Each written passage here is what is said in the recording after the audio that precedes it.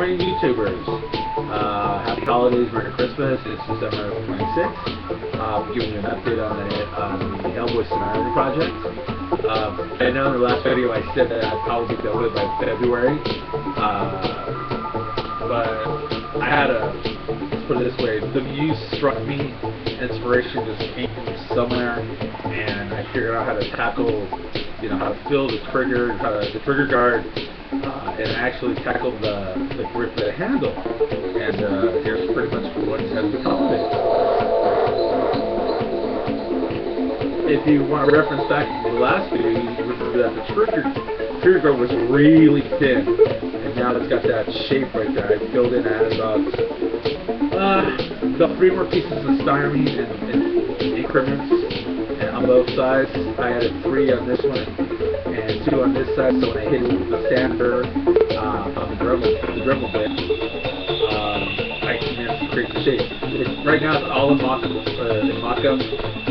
It is screwed down, but I am going to, once I get the trigger in, I am going to glue down completely the trigger guard and maintain the back screw, but I think I'm going to end up putting a round rivet bit on top of this to kind of maintain that kind of look like, oh, it's good, or like that. If I remember the last time, I had a yellowish pin that locked down the 2 pieces of the unit, which is right here, was actually a cap from Crayola marker that actually just happened to fit literally in these PVC pieces right here. This time all I did is I took some hardware bolts, a hex nut, and a standard Phillips screw, standard screw, sorry about that, Phillips. And now it just looks like there's hardware there. It gives it a little more realistic, aesthetic look to it, I'm not a gunsmith, so I have no idea what goes there, but I'm just going to assume. The handle, I tackled it. It's completely done in 88 foam. Remember I used it as I had a phone reference on, it was actually a B-min art, a 1/1 scale of the Samaritan gun itself. I actually did a trace, and on that trace I added about 1/4 of an inch on both sides, so when I did the cut completely, I got enough to actually bond it together, and all I did was, it was contact cement, the heat gun trick. You heat it up till it's opaque and then just stick it together, and then from there it's just, wavy. The grip will be the last thing that I put on the gun completely because there's still a lot of sand before we do it, especially with the trigger. So I'm actually working on the trigger right now. The slot's been actually added to it. Here it is. It's got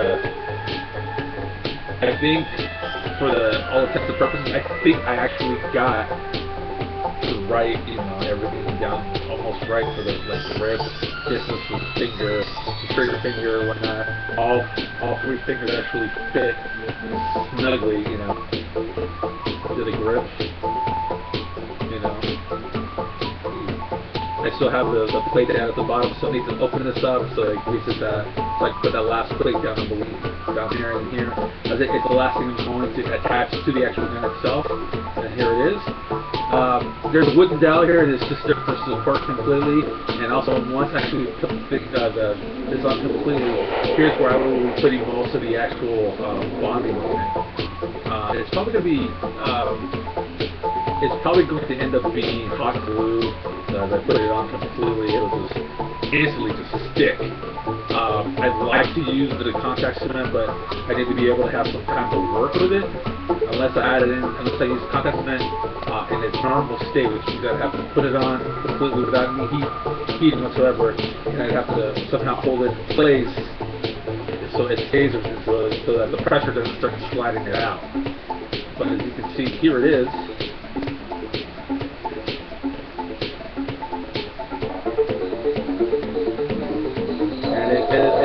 It looks pretty darn good. I'm going to open it up real quick.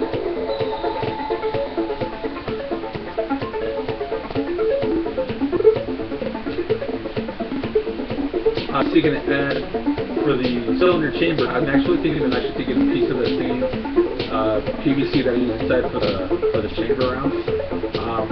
Taking a piece with my local gun range, see if he actually has any spent shell locations that I can actually put inside. If not, I'm gonna actually take wood dowel and just glue just make bullets and just, you know, and put it in and just paint black. Either I'm gonna either completely do the whole thing, and you see the ridges of everything, just insert it into the chambers, just glue it to the side without anything really. It's just smart. Like I said, it's not cosmetic, not functional. Nothing works as a whole, but everything does have its own little individual, you know, quirk. Again, with the trigger lock, I can no longer lock it down like I used to. And now, it's now not going anywhere.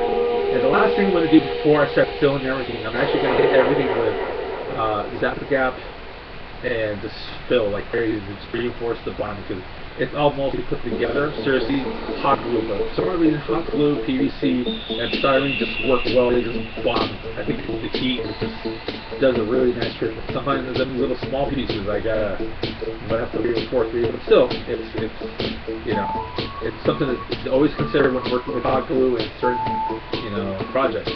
It's great for bonding. It's something that is something that you need to stick. But sometimes you just need to reinforce it. I'm going to be using probably glazing putty to fill. You know, Bondo glazing putty. It's a lot easier to work with. You don't have to mix anything. You just fill it in and sand. You know, it's pretty much just pre-mixed Bondo and those two. And it's great stuff. It's red, and it also allows you to fill and see the scratches because of the color it is. It's red. But yeah, as I said, I thought I'd be finished with this by February, but looks like I'm going to be ahead of schedule. I'm probably going to say probably mid-January, sometime next year. Funny, huh? But yeah, here it is. If you have any questions, I'll be glad to answer them if I can. You know, leave the comments at the bottom.